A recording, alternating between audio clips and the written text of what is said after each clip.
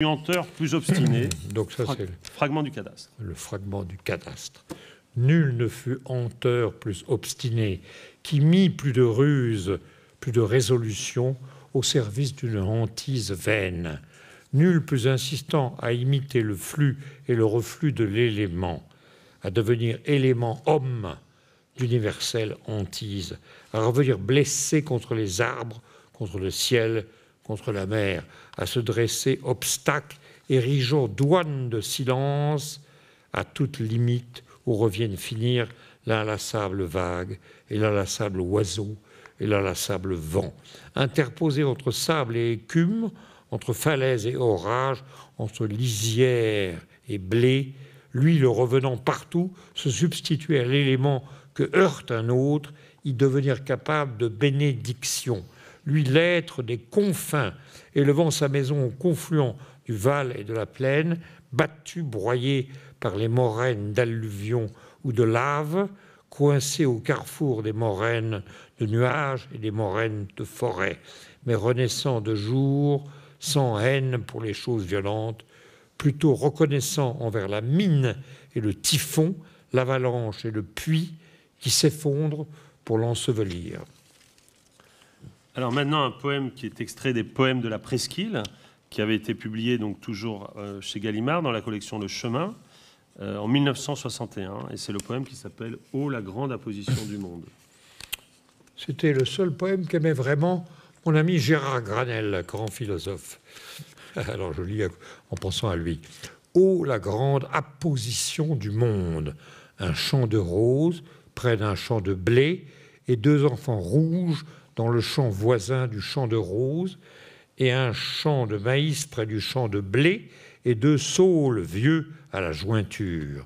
Le champ de deux enfants roses dans le champ de blé près du champ de roses, et deux vieux saules qui veillent, les roses, les blés, les enfants rouges et le maïs.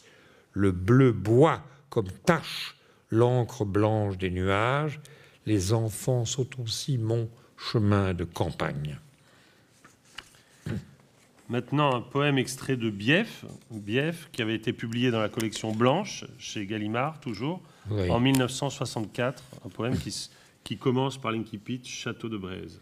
Oui, un poème beauceron, si on peut dire. Château de Braise, du côté de la Beauce, où je n'allais pas. La harde des vents dans les orges et les urnes des buis près des tombes. Les murs chaulés, roses ou jaunes, pareils à des miroirs déjà traversés, les bruits proches trop forts pour l'oreille, frémissement dans les repères. Si le ponton de la terre oscille, le poète tangue comme un mousse. Un poème extrait de Oui dire, qui est un livre de poésie pour lequel Michel dit souvent sa prédilection, sa préférence. Oui dire, donc, avait été publié dans la collection Blanche en 1966 et réédité dans la collection Orphée chez La Différence en 92. Et c'est le poème Épigramme. Épigramme. Un homme las du génitif et las de l'histoire du même divisé contre lui-même. Ô femme répudiée, portant les faisceaux du savoir, mais en forme des faux sur le champ. Apostrophe sur les tempes, près des bêtes tachées qui mourraient jusqu'au bord. Le vent repasse par des chenaux sans métamorphose. Un géomètre, le soleil, reprend les verticales, phare lent d'ombre. Quel est ton héritage?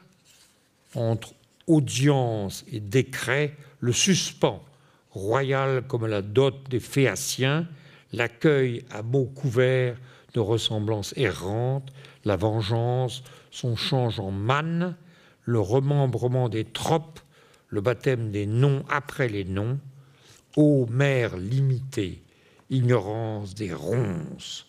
Sous les paupières, nous nous rapprochons pour parler en secret à son insu, à mon insu. Je prends le masque de la terre sous la peau, l'herbe envahit mes os. Et maintenant, un poème qui est extrait d'Actes,